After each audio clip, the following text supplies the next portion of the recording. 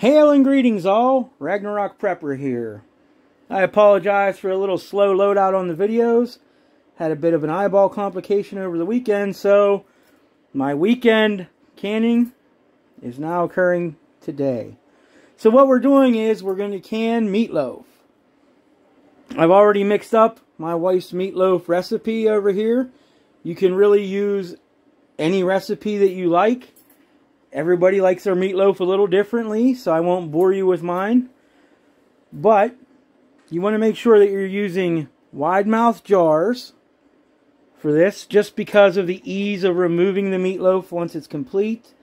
It's not going to be pretty coming out of a regular mouth jar. But what we're going to do now is I'm going to start filling the jars. We'll show you how that goes. And then we'll get the canner warming up. So I'm just going to take and scoop the meat down into the jar. And this is definitely going to be one of those events where you're going to have to make sure that you clean the lids of your jar when you're done. Make sure you don't get any grease or fat on the lid. We definitely don't want to ruin the chances of the jar sealing because we were sloppy. And since we actually had meatloaf for dinner today, it ended up working out. And just pushing it down in there and make sure you got clean hands. You don't want to get any funk in the meat.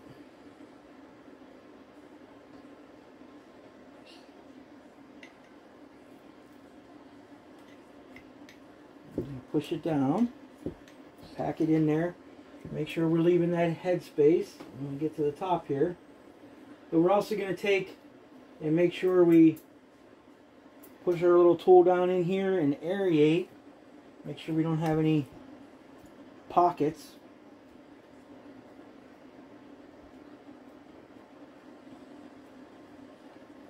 Alright, let's see how that looks. Whoops, see, we have some pockets over here.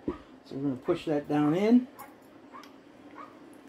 Make sure it's nice and packed in there. Let's see a few pockets over here. Go ahead and put some more meat in there. So we can push it down in to compress those pockets. And we'll use our little tool here to make sure we aerate our meat.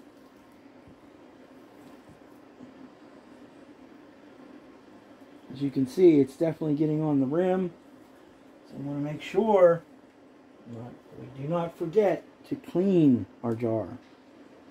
See, we got a little pocket right down here in the bottom. Let's get our tool,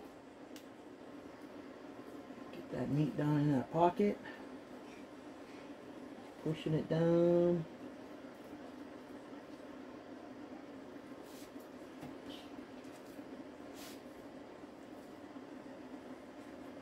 And a little extra is just going to go in the next jar anyway. Let's see. Still got a pocket here. And one here. So let's work on this pocket first. And you don't have to have this. I mean, you could use a chopstick. You could use any butter knife. Whatever's going to get you down in the meat. That one's taken care of. Let's go for this one.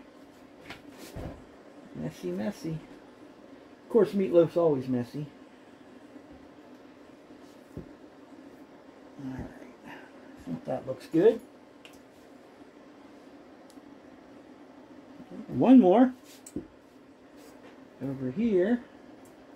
There we go. Alright. So I'm going to go ahead and see how many more jars I fill. That will determine our load or loads. And I'll be back. Alright, as you can see, I got my 8 quarts packed. So what I'm going to do is I'm cleaning off the top of the rim here with the vinegar. And I've already cleaned the outside of the jars as well, just because it got a little messy. My observations is that it was easier to get out my little muddle stick and muddle it down in there. That way I had less problems with the air. And since my hands were too big to push all the way down into the jar, it's a little more time consuming that way. But all in all, it wasn't too difficult. But I definitely want to make sure these are clean, as anyone who's made meatloaf knows. It's a tad bit messy. Once that grease gets on you,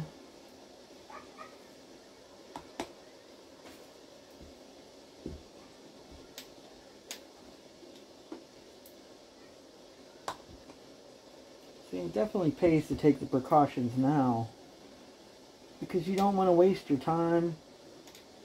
You don't want to take a chance that your jar's going to fail. Not that the food will be bad. I mean, you'll still be able to eat it, but just a lot sooner than you anticipated. But you definitely didn't want one of your jars to fail, making a huge extra mess. Alright. So there's our 8 quarts, all cleaned with vinegar. As you can see here, I did have some meat left over, because I'm only going to do 1 load tonight, due to time constraints. I'll end up doing that load later on. So let me get some water on our lids, and we'll cap those up. Alright, so when we put our lids on, we're going to want to remember it's only finger tight.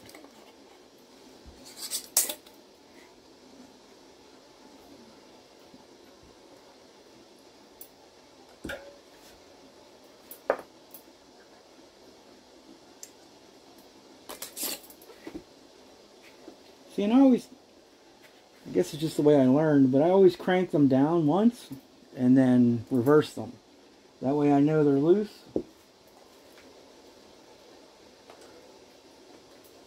It's not really a crank, I guess it's a full twist.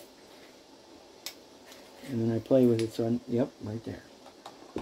And I think that's something that you'll become more familiar with the more you can. I'm sure any cannibal could tell you.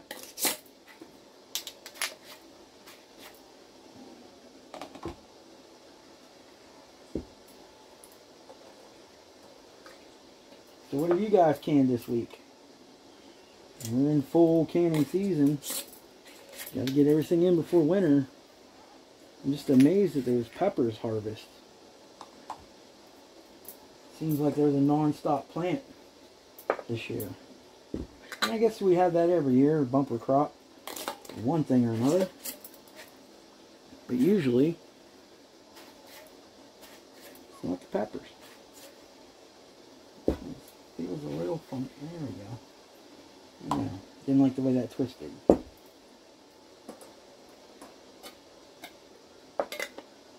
Alright.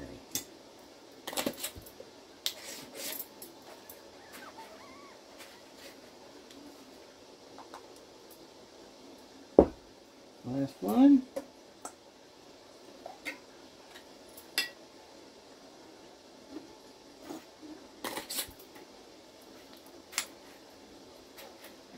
Alright.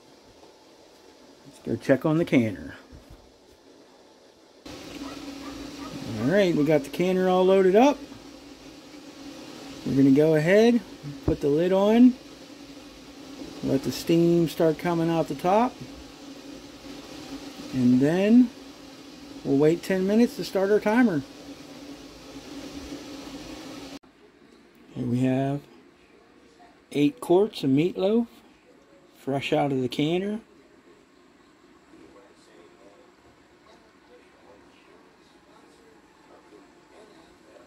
Looks beautiful.